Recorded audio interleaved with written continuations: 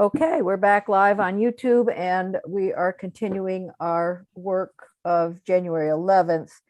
And we have a fairly short report from the Child Protection Oversight Committee. And Katie, why don't you walk us through the recommendations that are there? I think it's important for us to remember that that committee has members from a variety of committees in the House and the Senate. It's not simply health and welfare or simply judiciary. We also had a member from appropriations, I think. So, okay, Katie, why don't you walk us through the recommendations? Sure, let me pull it up. There we go. Are you seeing the document? Yes. All right. So this wasn't a formal report the way you traditionally think of a report or see reports. There was no reporting requirement in the legislation for the Joint Child Protection Oversight Committee. So instead, this is more of a memo to the chairs of the standing committees who are relevant to the different discussions that happened between the members of the Summer Study Committee. And then the memo is pretty brief. It's broken down by different subject areas.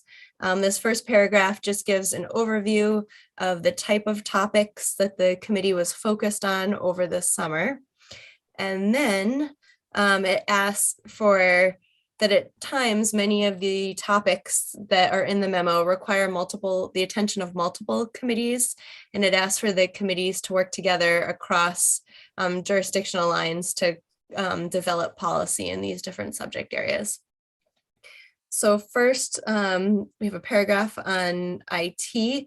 Specifically, the committee recommends tracking the cost and timelines associated with the comprehensive child welfare information system.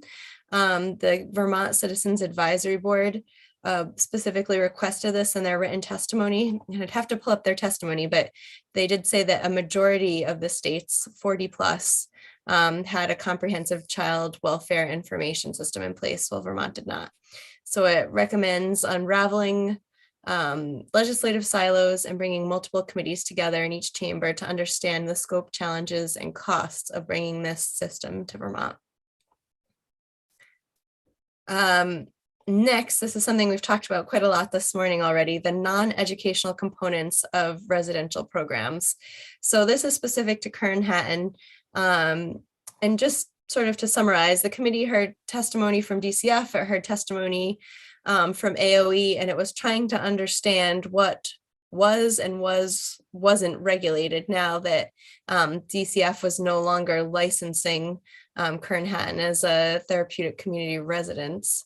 So what it learned is that while AOE does have some oversight over Kern-Hatton, their oversight is very much limited to the educational components of the program and not any of the non-educational components, not any of the residential components of the program. So this was sort of a gap in regulatory authority.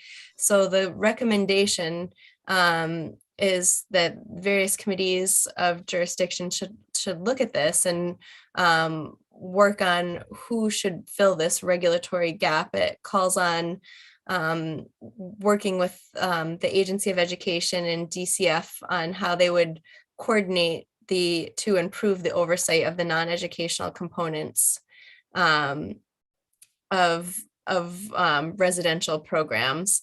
And then this language also says that members of the committee suggest that the Office of the Child, Youth, and Family Advocate, which we looked at this morning, the office proposed in H265, how that might play a role in providing oversight where there is currently a gap. And the statement, if the current regulatory void persists, there's no reason to believe that another Kern-Hatton could not happen. And then there is also language in this section that the committees of jurisdiction could review methods for improving and updating Vermont's existing mandatory reporting statute. The next section pertained to the Families First Prevention Services Act. This is a piece of federal legislation that requires DCF to develop a plan and submit a plan to the federal government for approval. So there was some testimony taken by the Child Protection Oversight Committee about what is in the plan. And right now, DCF is waiting for approval from the federal government. But the committee recommended that the committees of jurisdiction request regular updates from the department describing its progress in implementing Vermont's plan. And then you'll see that the plan is hyperlinked. The plan itself is hyperlinked that DCF is proposing. So if you have an interest in understanding the details, it's there. Next, in terms of child placement, the committee recommended that the committees of jurisdiction review UVM's report entitled Drivers of Child Custody in Vermont. The committees of jurisdiction should consider geographic distribution data regarding where children most likely are to be removed from home, as well as whether the placements are made to state custody or kinship care. Next, the Covered Bridge Juvenile Detention Facility. As I know you heard testimony jointly with the Senate Judiciary, I think last week, the Commissioner for Children and Family also testified to the Joint Child Protection Committee that the town of Newbury's Developmental Review Board denied a permit that was filed by the state and Beckett Family Services for the Covered Bridge Juvenile Detention Facility. And the committee recommended the committees of jurisdiction take testimony from the department to understand kind of what the plan B would be if a permit could not be obtained, and that the committees of jurisdiction are further encouraged to understand where and how the youth who would have previously been treated at the Woodside facility are currently being housed and treated. And the committee recommends that committees of jurisdiction continue to focus on providing appropriate treatments to youth in need of services who have not been involved in the judicial system. And then one of the last items, traveling staff. This was something that happened at one of the committee's very last meetings in December. The Commissioner of DCF said that the department was hiring traveling staff and some of the programs to manage the pressure of ongoing workforce crises. And I think this is sort of an ongoing issue, not just in DCF's programs, but across healthcare and human service facing providers throughout the state. But the committees of jurisdiction are recommended to take testimony to better understand how in this context traveling staff are being used and the financial consequences of using traveling staff. And then lastly, the committee recommended two pieces of legislation for the committees of jurisdiction to consider further. The first is S91, an act relating on the Parent-Child Center Network. This is a bill you've already had testimony on, at least a walkthrough on, and I believe you're having more testimony tomorrow. And then H265, which we did a walkthrough of this morning. So that is it for this letter. I will stop share so you can see each other. Thank you. That's good. So yeah, they're embedded in each one of those are a lot of large issues, and they cover multiple committees.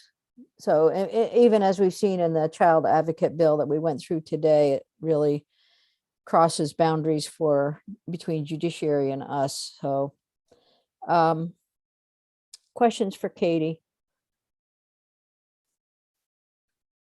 I think that the toughest thing for us within that letter, it continues to be how to resolve the gap now that Kern Hatton is no longer licensed by DCF as a therapeutic facility. And then a lack of reassurance that we had in the committee that steps were being taken in the Agency of Education, for example, to cover the gap, or at least help cover the gap. So that is why the Office of Child Advocate was brought up as a way to go across different places in state government and to potentially look at extracurricular aspects of these independent residential programs, schools. And there are a number of them in the states, not just one. So, any questions, comments? Well, I guess the biggest question for me is for the committee, your interest in continuing to hear testimony on H-265 as it's come to us. And there are some really good basic questions that need to be answered when we have testimony. Should we have testimony? I think we should go forward, but I'm interested in, if the committee is not interested, I want to know that. Go ahead, Ruth. Senator Hardy. Thanks. I think we should move forward with looking at the bill more.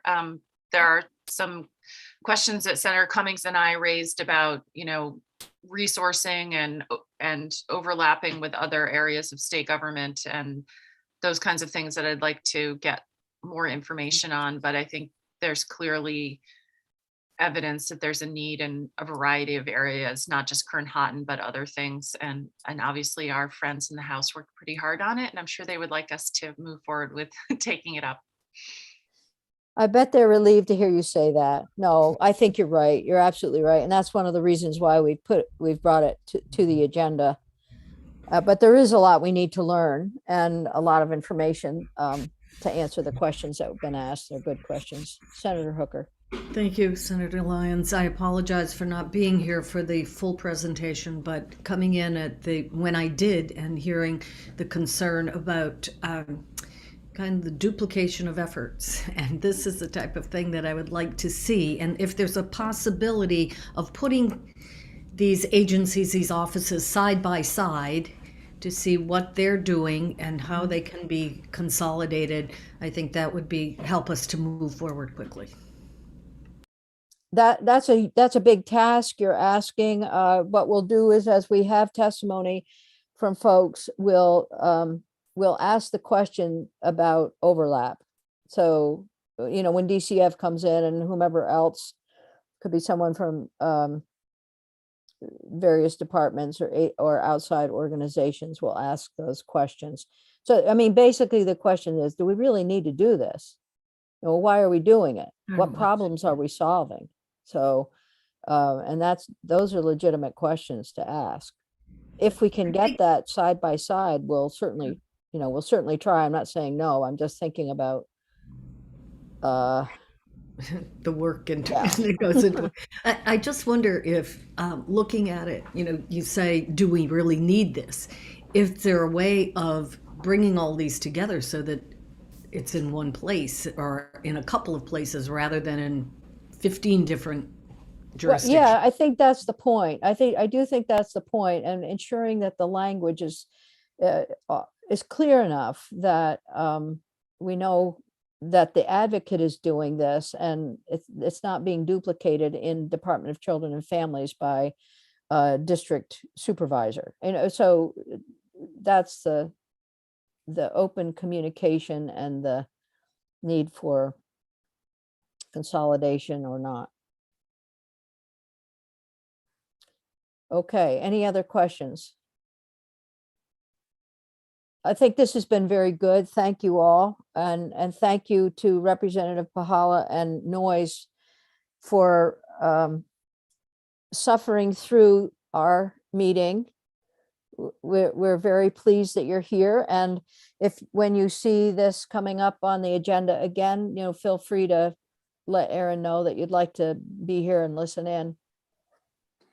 Thank you so much for having us this morning. Okay. Yeah, thank you so much. Thank you. Have a great day. Okay. Anything else, committee? We have another big day tomorrow. I'm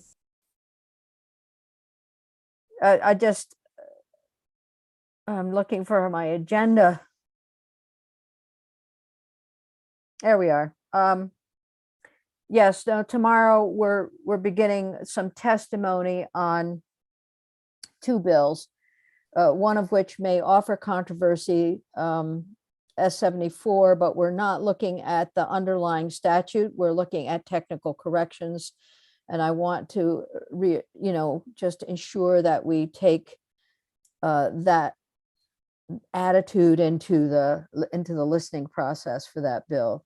And then S91, we have an opportunity to hear from the parent-child centers themselves and from DCF around how parent-child centers fit in with their programs. Again, it's a question of, are they duplicating anything, or are they serving a purpose for the organization, for DCF? And then we have, we're going to be talking about COVID issues at 11 o'clock. We'll have Pro Tem Senator Ballin in on that, as well as I'm hoping to have, I think we'll also have another infectious disease expert in. This will be the beginning of our discussion about, is there anything that we can do to immediately to attenuate the spread of COVID and to help out in the public environment. Okay. Erin, I think we're finished. You can